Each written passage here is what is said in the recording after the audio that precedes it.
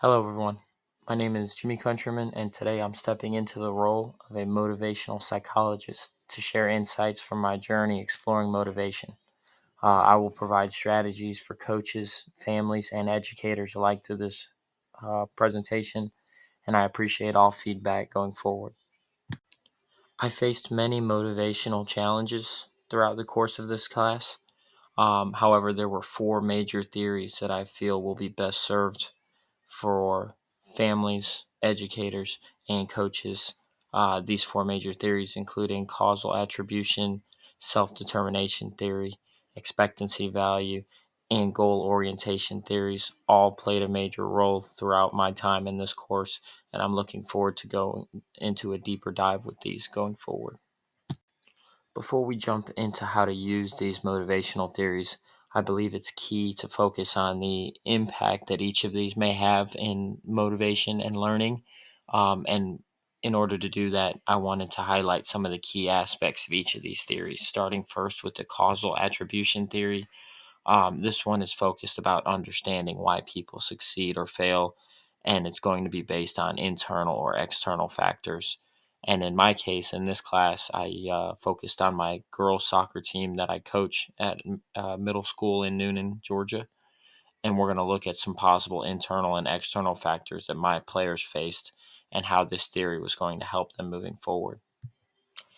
Another theory that will be key, especially in the classroom and even to families, is the expectancy value theory, which ultimately is based on how much people value an activity and how successful we expect to be at it. So you'll see in the case of my scenario, I used my family in trying to get outdoors and using this expectancy value theory to help boost some of our outdoor activity time. And I'm looking forward to going over that with you soon. Our third motivational theory that we're going to focus on throughout this presentation are goals and goal orientation, which basically comes down to the fact that people are motivated by the kind of goals that we set. And you can see this in the business world, you can see this in the classroom, you can see this on the field, you can see this kind of theory being used in any possible setting. And our last theory that we'll talk throughout this presentation is the self determination theory, which I believe will be key, especially in the classroom, as we have a lot of individuals that struggle with motivation. And this is one way that we can kind of boost their motivation in the classroom.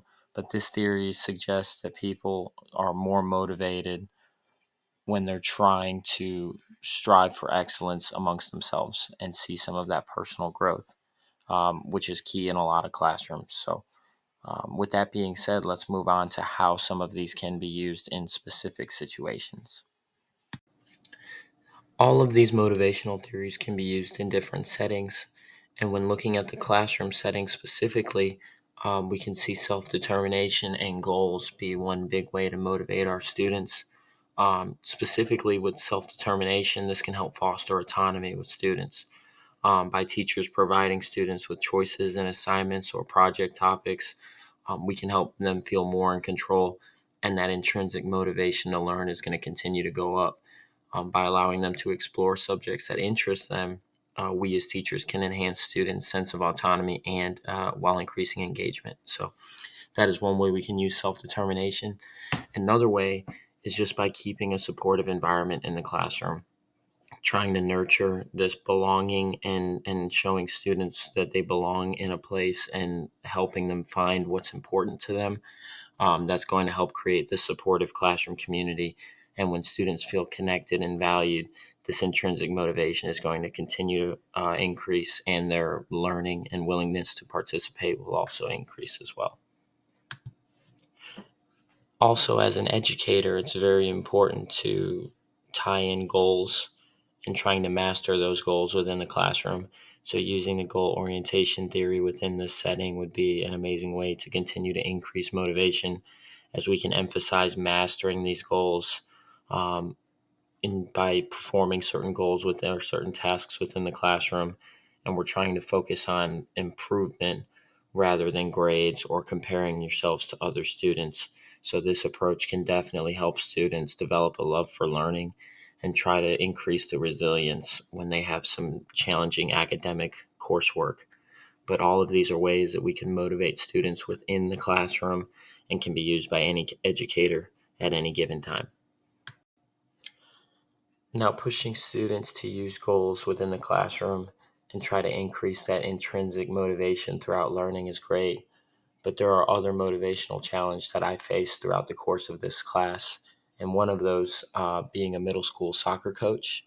Um, my students or my student athletes struggled with self-confidence after losses. The biggest problem, they would attribute a lot of these losses to some external factors that were going on, whether it be the weather, or things like that. And sometimes it was even internal.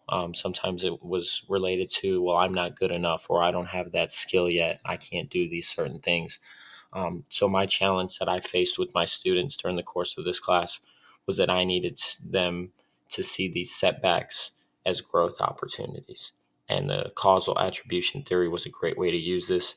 And throughout the next couple of minutes, I'm going to show you exactly how we did that with my team. As I mentioned earlier, the causal attribution theory basically explains how we interpret our successes or failures. Normally, we attribute those to either internal or external factors, as I just mentioned, whether it's a lack of skill or bad weather. A lot of my student athletes struggled with this idea. A lot of them ended up being external factors that they would blame on, whether it be referees, bad weather, bad field, but they had a lot of causes that weren't focused on themselves, and instead they were looking outward. But the reason I chose this attribution theory to use with my student athletes was that it helps shape future motivation. So by building some of these habits now, the hope is that later on in life they can continue to use this motivational theory and continue to try to look inward instead of outward. So how did I use this motivational theory? For starters, I want to make sure to mention that this does not happen overnight. You are reframing mindsets, you are reframing old habits, and that can take a long time. So, in the course of my student athletes and my team, this took a minimum of 2 weeks. Every single day at practice, I was encouraging students to focus on the internal factors that they could focus on, that they could control.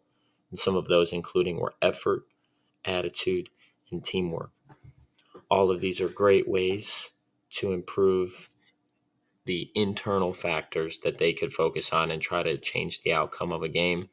But as I mentioned, we were trying to reframe these habits and setbacks that they normally saw as disappointments and as failures. We were trying to reframe that as learning moments and what they could learn from and how they could improve going forward. And over the course of 2 weeks, I saw a change in attitude from my students and a change in motivation. We give up a goal. Well, now they don't give up immediately. Now they see it as a moment to improve, and they see it as a way that they could try to get better and try to strive for that excellence that we preach at our school. So the outcome that I saw after about 2 weeks of using this in practice and in games, I saw a more resilient team, and I saw a more improved mindset from my students focused on teamwork and effort rather than blaming some of those external causes that we see in games sometimes. Another challenge that I took on during the course of this class was motivating my wife and newborn son, trying to get us outdoors a little more often, and that be through walks. We wanted to make it a little more valuable and enjoyable time getting outside, whereas in the past going on walks had kind of been failed attempts. And so this time around I was trying to use expectancy value theory to try to boost that morale and boost that motivation for our outside walks. And going back to expectancy value theory, again, this theory focuses on your expected success and how it's tied into your value and how much you value something. So, for example, if an activity is more enjoyable and it's pretty achievable, you're more likely going to be engaged in that activity. So, this is exactly what I was trying to use with my wife going forward. So, how did I use this motivational theory in practice? Um, we started off by trying to have some achievable activities. For example, just a walk around our downtown area of Noonan. There's lots of shops, like lots of things that my wife likes to go and look at and do. And so trying to make this enjoyable and achievable. And then throughout the process of this course, we were increasing that difficulty and increasing the length of our outdoor walks and where we were walking. But I made sure every single time that we went on one of these outdoor activities that we were emphasizing the benefits and trying to make sure that it was an enjoyable experience for our family. And overall, it went great. We were able to increase the participation from my wife and my son, even though he's a newborn. He seemed to enjoy the outdoor time as well. But it did result in an increased participation in all parties, and it also increased the enjoyment over the course of this time. So, whether you're using the room with your family, as a coach, there's many different ways that you can use this motivational theory and try to boost that participation and enjoyment throughout the process. Throughout the course of this class, I learned many different things, including new motivational theories and new ways to promote learning in all different areas and fields.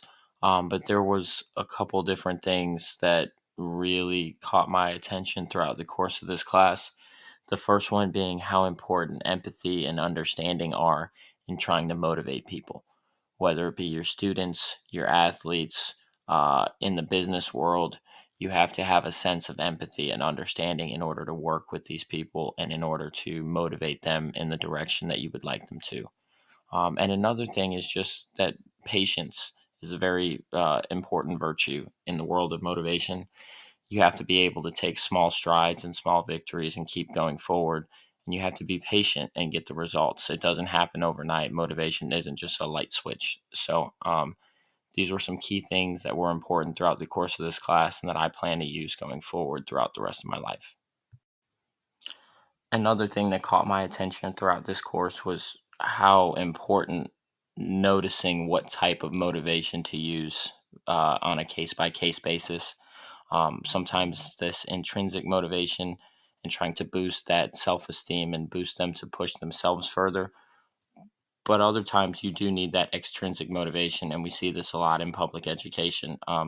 Sometimes the students aren't ready to have that intrinsic motivation and push themselves forward. So we as educators have to provide them with some extra motivation from external factors as well, and making sure we use positive reinforcement when we're working with these students. That's again very, very important. You never know their home life and you never know what's going on in the background. So trying to use this positive reinforcement um, is very important. And also setting achievable goals that could be used in any field, any way, shape, or form. But you have to be able to set goals and they have to be achievable. So to recap, for my coaches, again, using motivation theories to help push players and try to help them focus on the controllable factors. Again, those internal factors versus maybe not the external factors that they can't always control. And you need to be able to help frame these setbacks as learning opportunities for your athletes. They're not going to win every single time, but if they do come across a loss or they do come across some type of obstacle, we want to frame that as a learning opportunity, not a failure. And you want to celebrate the small successes that you have with them. Those are very, very important as well. This is a little different from families. Again, if you're a family and you're trying to boost this motivation within your own family setting, you want to start with some fun, easy activities. You want to build that interest up and you want to try to make sure you understand and highlight the benefits of these to your family members. Again, with my wife, I had to make sure to explain that there was many, many, many health benefits by getting outdoors and trying to keep your body mobile and keep moving around and seeing new spaces and getting that fresh air. So all of these are very important. And last but not least, when you're motivating inside the family setting, you want to be patient and you want to let this stuff go naturally. You can't force it. You have to kind of work at it slowly but surely. And last but not least, as educators, we have a very, very important job of motivating our students to prepare them for the real world. There's many different ways that you can do that, but all of these strategies that I just mentioned, you need to be able to adapt them for your setting. It's not a cookie cutter fit. It's not a one size fits all. This motivation requires a lot of flexibility, and you have to understand your students in order to motivate them. So, being an educator is a very important job that requires a lot of unique factors. And again, one of the biggest things that I can stress to you is that you want to encourage growth all the time. And one easy way to do that is by setting goals and having steps for your students to follow. So, it's not going to be easy, it's not going to work overnight, but you can get there. To tie this all up and to wrap things up throughout the course of this class, I found the essence of motivation rooted in three key factors. One is that motivation includes understanding, connecting, and inspiring. All three of these go hand in hand together. Two, you have to align the values with goals and help others to see their potential. If it's not aligned and if it doesn't make sense, that engagement and that motivation will not be there. And last but not least, you want to be able to empower your students, empower your employees, empower the people that you're working with, and use that positive reinforcement so that way you can make a lasting impact on your motivational group. Thank you so much for tuning in. I appreciate you watching, and I hope you learned as much as I have through the course of making this and through the course of going through this class. So I appreciate it. If you find any new words of wisdom or any new motivational theories that could be of use, please just let me know. Thank you so much. Have a great day.